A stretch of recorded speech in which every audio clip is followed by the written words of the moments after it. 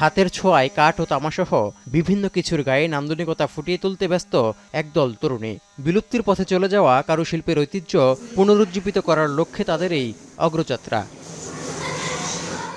দৃশ্যটি মিশরের কায়রোর ঐতিহ্যবাহী এলাকা আল দারব আল আহমার। কারুশিল্পকে টিকিয়ে রাখতে এই কর্মশালার সূচনা হয় আরও ৩ বছর আগে। প্রতি গ্রীষ্মকালে দেয়া হয় কারুশিল্পের প্রশিক্ষণ, যেখানে হাত দিয়ে নকশা তৈরির কৌশল শিখতে পেরে খুশি নতুন প্রজন্ম। كنت بحب اجي كل اجازه ان انا اجي اتعلم حاجه هنا، فكنت بتعلم خط، بتعلم حفر على الخشب، نحاس. فالسنه دي اتعلمت التطعيم على الخشب، كانت تجربه جميله وممتعه. গুরুত্ব দিলে হারিয়ে যেতে বসা এই শিল্পকর্ম চাকরির বিকল্প হয়ে উঠতে পারে বলেও মনে করছেন অনেকে।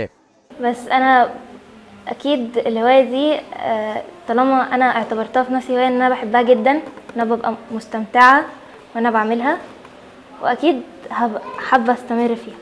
কাঠ ও তামা ছাড়াও কাপড়ে কিভাবে নিজেদের পছন্দের নকশা করা যায় সেসবেরও প্রশিক্ষণ দেয়া হয় এখানে।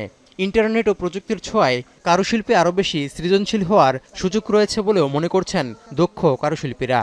احنا عارفين دلوقتي ان النت والفيس والحاجات دي كلها دخلت في كل بيت، يعني مفيش بيت النهارده خالي منه. وهم الولاد دي ساكنين هنا في الدرب الأحمر، والدرب الأحمر هو أكتر منطقة فيها آثار وفنون إسلامية، فإزاي إن احنا نقدر ما نستفدش من ده؟ কায়রোর আল দারব আল আহমার এলাকায় প্রতি গ্রীষ্মকালে হওয়া কারুশিল্পের প্রশিক্ষণ কর্মশালাটি বিনামূল্যে হওয়ায় দিন দিন এর জনপ্রিয়তা বাড়ছে। চলতি বছর অন্তত ১০০ তরুণ তরুণী এতে অংশ নিয়েছে।